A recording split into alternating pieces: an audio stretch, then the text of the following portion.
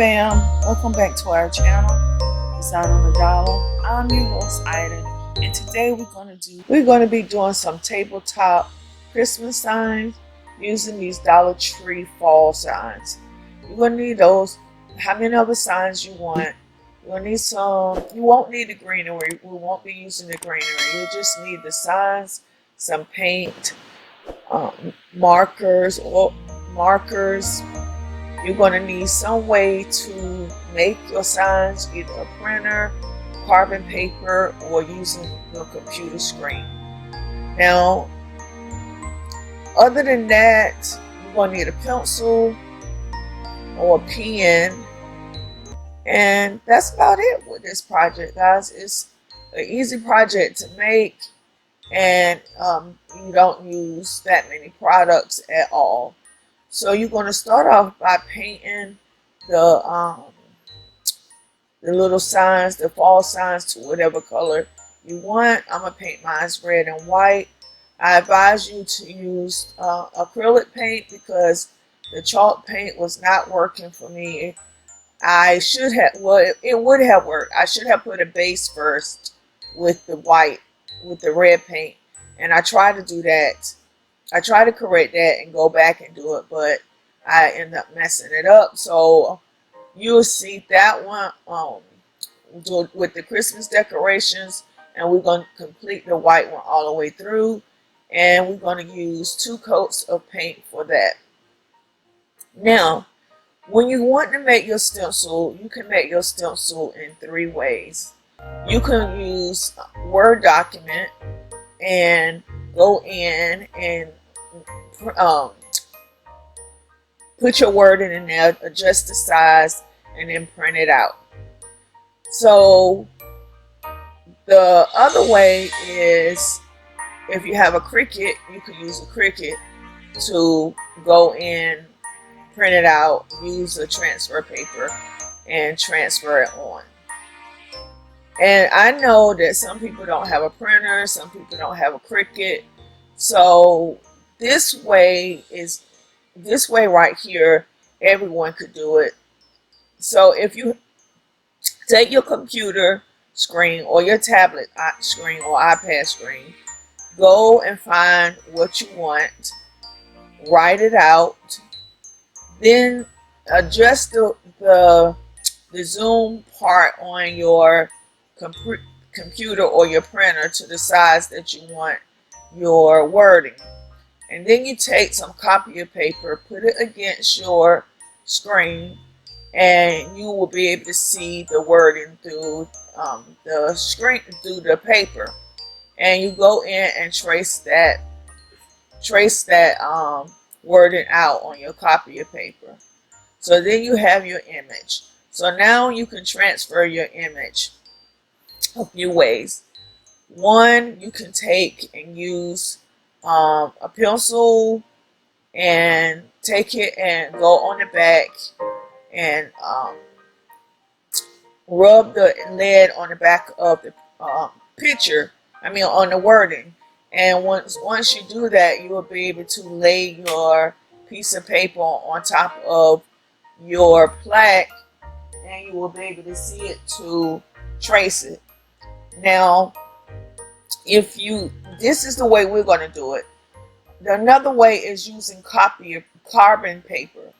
Now, I found carbon paper at Staples, but you know, carbon paper is not something that is widely used anymore, so it's going to be kind of hard for you to find. Or you can take the carbon paper out of the receipt books that you have and use that carbon paper.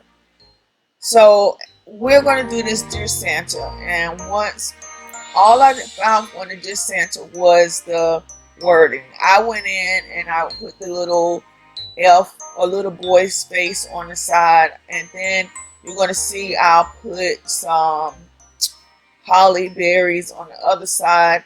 But this print, I show you in the thing, I forget, it's a Christmas print, but I got it off of PicMonkey because that's where I did my wording at, on PicMonkey. So if you have PicMonkey, PicMonkey is a editing software that you can use online. You can use the free version or you can get a subscription. If you do a lot of editing with pictures and different things, I would suggest that you buy the full version because you get more with it and it's worth your money. So I told you how to do everything. So now I just want you to watch me.